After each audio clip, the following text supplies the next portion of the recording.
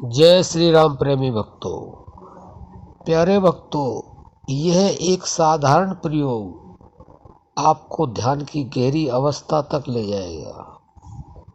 बंधुओं, जो ध्यान की अवस्था में प्रवेश कर चुके हैं वह इस साधारण प्रयोग से अपनी उस अवस्था को पहुंच सकते हैं जिस अवस्था तक आप पहुंचना चाहते हैं।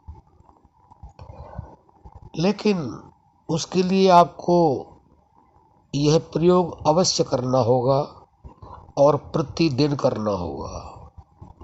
और बहुत ही साधारण प्रयोग है, इसमें कोई परेशानी वाली बात नहीं। बस आपको करना क्या है, ये ध्यान से सुन लीजिए और सुन करके आपको करना जरूर पड़ेगा, तभी आप ध्यान की गहरी अवस्था तक पहुंच पाएंगे। अन्यथा आप ऐसे ही अपना समय बर्बाद करते रहेंगे।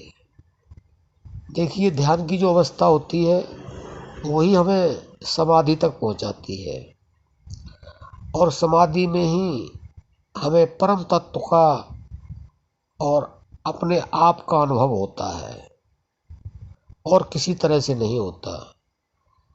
तो आपको वह कौन सा साधारण प्रयोग करना है, यह सुन लें आप।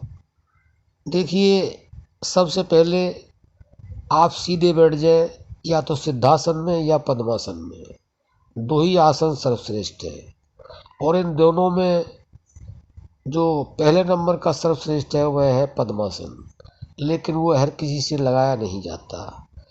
इसलिए हमारे संत यही समझाते हैं कि आप सिद्धासन पर बैठ जाएं। वह आराम से बैठा भी जाता है और उसमें कोई परेशानी भी नहीं होती है, उसका अभ्यास भी नहीं करना पड़ता, क्योंकि पद्मासन का अभ्यास करना पड़ता है।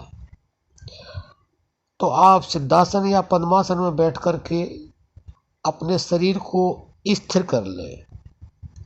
अब यह भी जान लें कि आपका जो शरीर है वह कैसे स्थिर होगा।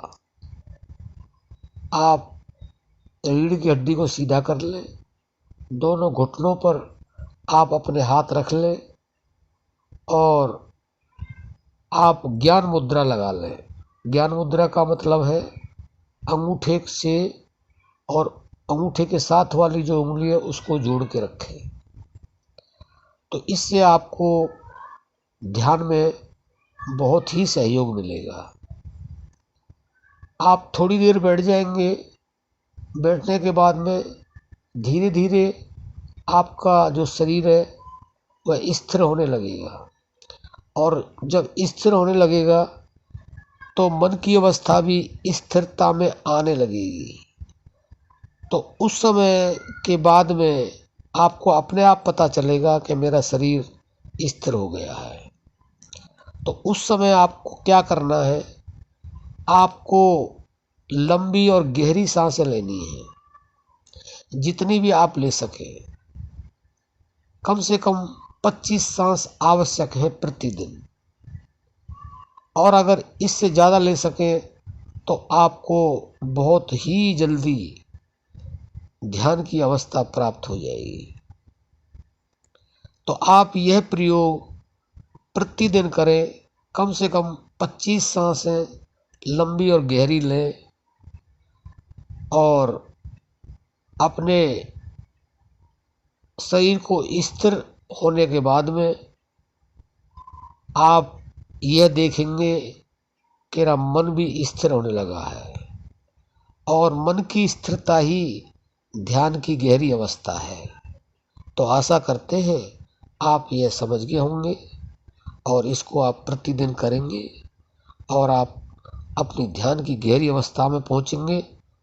और ध्यान की गहरी अवस्था में पहुंचने के बाद में आप अपने आप को जान पाएंगे, उस परम तत्व को भी जान पाएंगे।